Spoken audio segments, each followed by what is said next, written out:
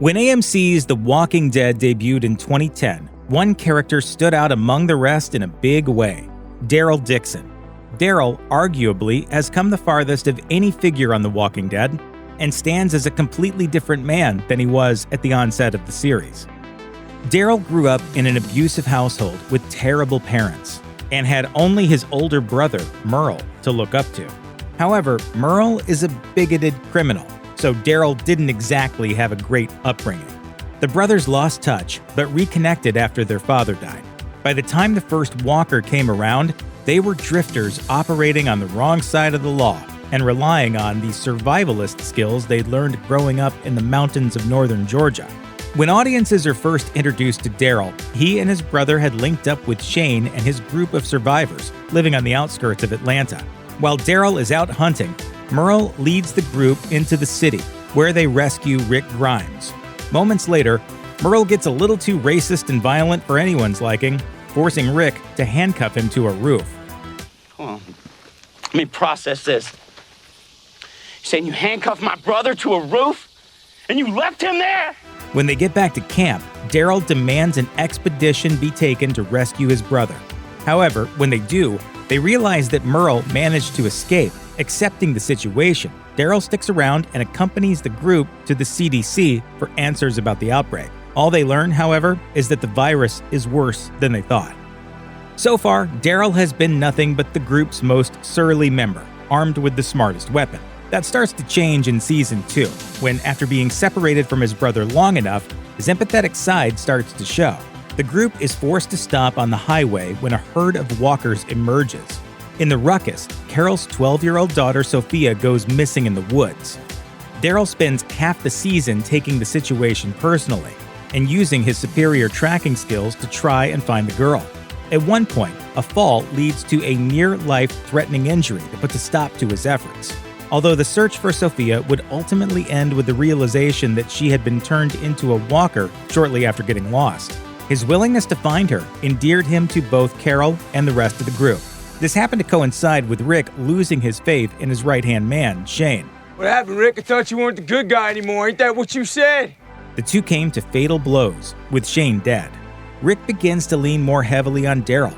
Soon afterward, when the farm they're staying at is overrun by a zombie herd, Daryl manages to escape with Carol, who says he should be the one leading. However, Daryl shuts that down and declares his allegiance to Rick.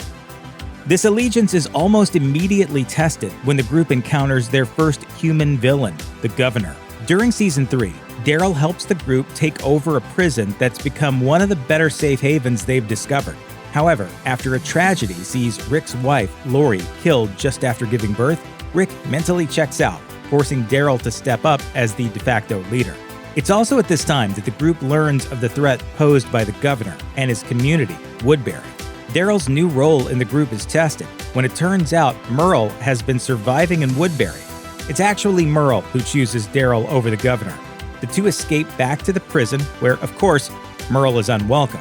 Daryl leaves with his brother, but he's a changed man and can no longer abide Merle's ways. He returns to the prison just in time to help thwart the Governor's attack. Realizing that he'll never be accepted by his little brother's new group, Merle plans an assassination attempt on the Governor that ultimately fails. Daryl arrives moments too late to save his brother and is forced to kill him in zombie form, essentially killing his old life in the process.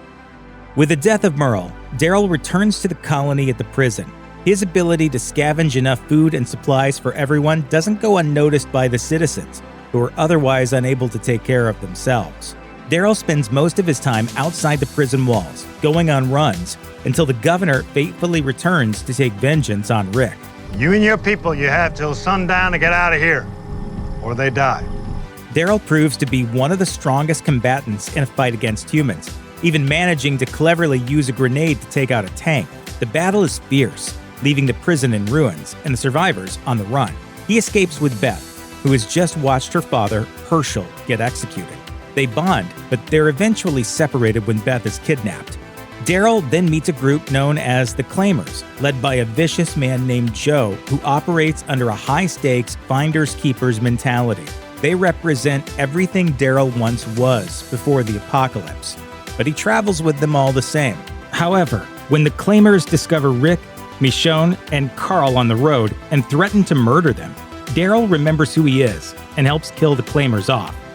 Until now, Daryl's story has been one of growth, from an outlaw to a key member of what's left of the human race.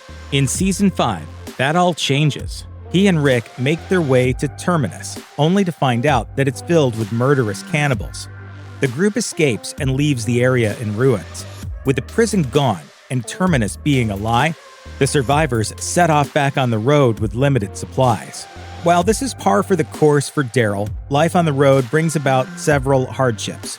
Chief among them is the death of Beth, who Daryl managed to track down after her kidnapping, only for her to sacrifice her life to kill the leader of her captors. Daryl and the gang begin walking aimlessly, trying to survive. Fortunately, a put-together man named Aaron finds them and promises that he can bring them to a safe haven called Alexandria. Reluctantly, the group agrees to check the place out, and they discover a suburban neighborhood that managed to fence itself off at the onset of the apocalypse.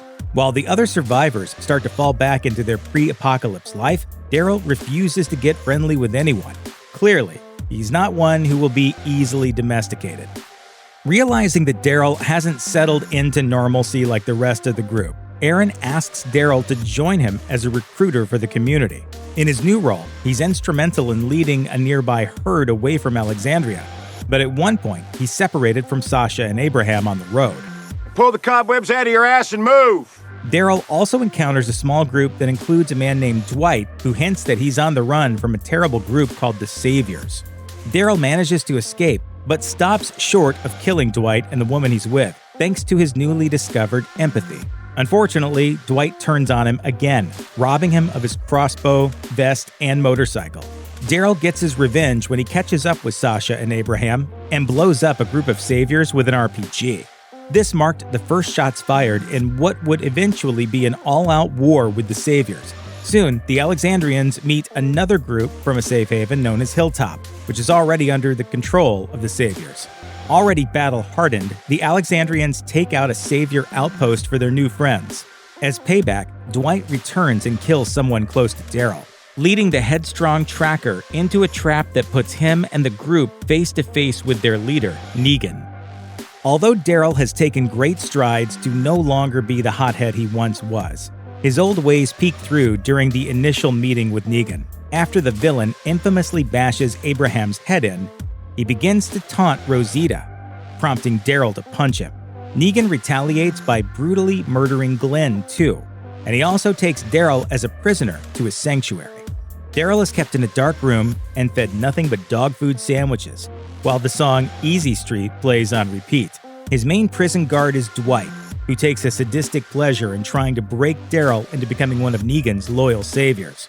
Eventually, another savior lets Daryl go. Daryl beats a guard to death on his way out, then makes his way to Hilltop and reunites with his friends.